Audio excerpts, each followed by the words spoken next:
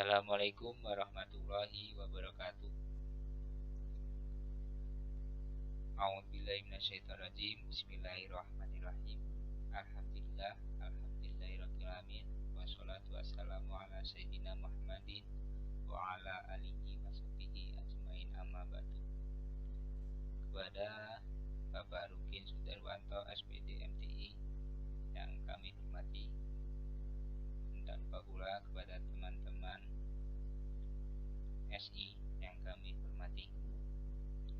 Pertama-tama, marilah kita mengucapkan alhamdulillahirabbil alamin sebagai rasa tasyakur kita kehadirat Allah Subhanahu wa taala yang mana pada kesempatan ini kita dapat berkumpul di Meet pada pagi hari ini dalam keadaan sehat walafiat tanpa kekurangan suatu apapun. Kedua kalinya, salawat beriring salamnya Allah senantiasa kita sanjung keharibaan baginda Nabi Muhammad SAW, karena beliau yang telah membawa kita dari zaman yang jahiliyah menuju zaman yang berilmiah, yakni agama Islam.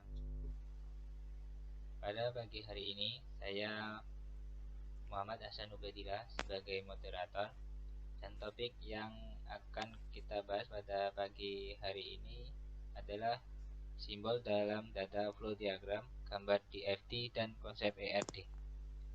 Sebelumnya, izinkan saya untuk memperkenalkan anggota kelompok 7, yaitu saya sendiri, Muhammad Hasan Ubaidillah, sebagai moderator sekaligus pemateri 1. Saya sendiri sebagai pemateri 2, Kurnia Mahfud di pengawal. Saya sendiri Riza Aulia sebagai pemateri ketiga. Berikut rangkaian acara pada kesempatan kali ini. Pertama yaitu pembukaan, kedua penyampaian materi, ketiga sesi tanya jawab, dan yang terakhir penutup. Baik teman-teman, sebelum kita mulai presentasi kali ini, marilah kita buka dengan membaca lafaz basmalah. Bismillahirrahmanirrahim. Bismillahirrahmanirrahim. Baik teman-teman, marilah kita dengarkan pemaparan pemateri 1 yang disampaikan oleh saya sendiri. Judul presentasi kali ini yaitu simbol dalam data flow diagram, gambar DFT, dan konsep EFD. Latar belakang penggambaran sebuah sistem kontekstual data flow diagram yang akan pertama kali muncul adalah interaksi antara sistem dan entitas luar. Data flow diagram dirancang untuk menunjukkan sebuah sistem yang terbagi-bagi menjadi suatu bagian subsistem yang lebih kecil, dan untuk menggarisbawahi arus data atau kedua hal yang tersebut di atas. Diagram ini lalu dikembangkan untuk melihat lebih rinci sehingga dapat terlihat model-model yang terdapat di dalamnya. Dari yang berikutnya akan disampaikan oleh Mas Kurnia. Kepadanya dipersilahkan.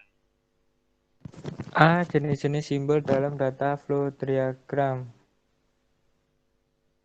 Yang pertama, simbol lingkaran, proses menunjukkan informasi dari masukan menjadi keluaran.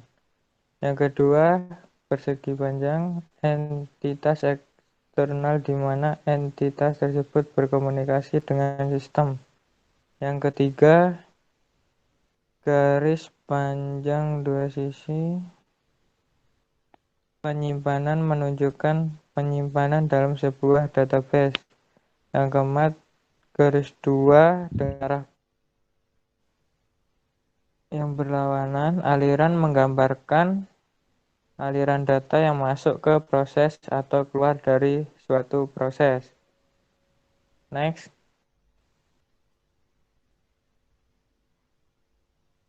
B. Konteks diagram. A. Konteks diagram merupakan tingkatan tertinggi dalam diagram aliran data dan hanya memuat satu proses yang menunjukkan sistem secara keseluruhan.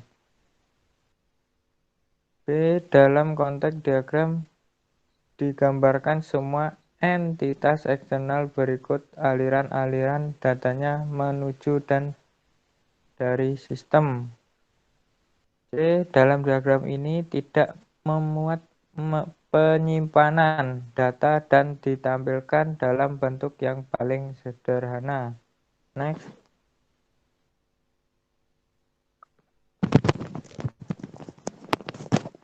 Konteks diagram menggarisbawahi sejumlah karakteristik penting dari suatu sistem, yaitu yang pertama, kelompok pemakai organisasi atau sistem lain di mana sistem kita melakukan komunikasi disebut juga sebagai terminator.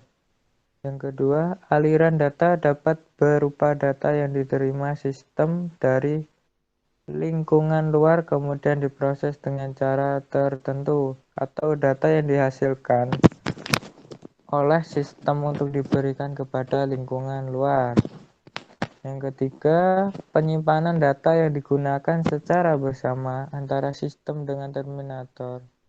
Dan yang keempat, batasan antara sistem dan lingkungan. Lanjut.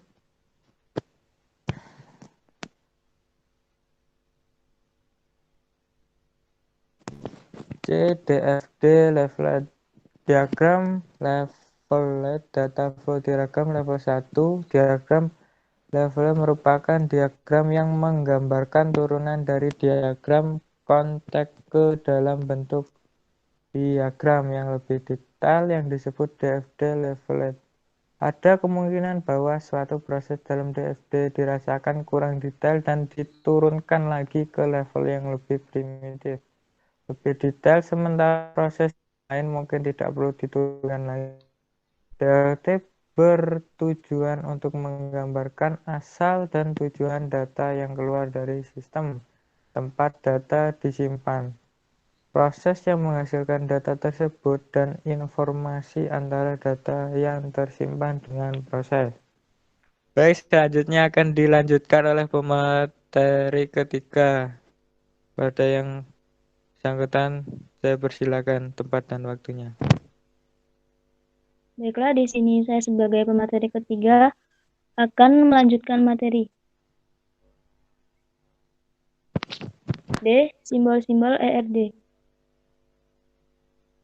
Ada 4 simbol ERD, yaitu yang pertama, entitas, yaitu kumpulan dari objek yang dapat diidentifikasikan secara unik. Yang kedua, relasi, yaitu hubungan yang terjadi antara salah satu lebih entitas. Jenis hubungan antara lain one-to-one, one-to-many, dan many-to-many. Yang ketiga, atribut, yaitu karakteristik dari entitas atau relasi yang merupakan penjelasan detail tentang entitas. Yang keempat, hubungan antara entitas dan atribut dan himpunan entitas dengan himpunan relasinya. Next. E. Menggambarkan ERD. Langkah-langkah menggambarkan ERD ada 5, yaitu yang pertama menentukan entity, yang kedua menentukan relationship antara entity, yang ketiga menentukan atribut, yang keempat menentukan key, yang kelima menentukan LRS. Next. F. Mentransformasikan ERD ke tabel fisik. 1.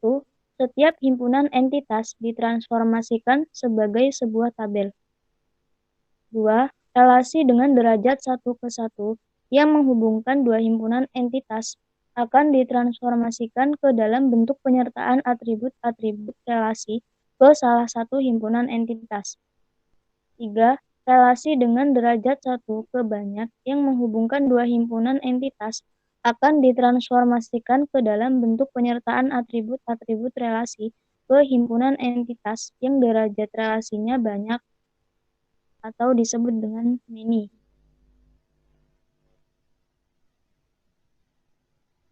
Next. 4. Relasi dengan derajat banyak ke banyak yang menghubungkan dua himpunan entitas, maka atribut-atribut relasi akan ditransformasikan menjadi sebuah tabel. 5. Implementasi himpunan entitas lemah. 6. Implementasi spesialisasi. 7. Implementasi generalisasi. 8. Implementasi unary relation. Next. G. Normalisasi tabel.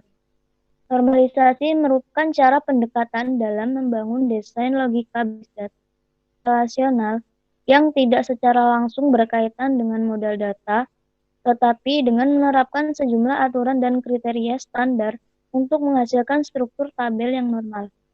Pada dasarnya, desain logika basis data relasional dapat menggunakan prinsip normalisasi maupun transformasi dari model E sampai R ke bentuk fisik. Baiklah, itu saja yang dapat saya sampaikan. Saya kembalikan ke moderator. Tamatlah sudah PPT kami. Pesan-pesan, senajan atine rada ngersulah, tetaplah tersenyum walau tugas menumpuk, kawan. Demikian hasil presentasi dari kelompok kami. Apabila ada kesalahan atau kekurangan, kami mohon maaf yang sebesar-besarnya. Kami akhiri, wallahul muwafiq ila aqwamit thoriq. Wassalamualaikum warahmatullahi wabarakatuh.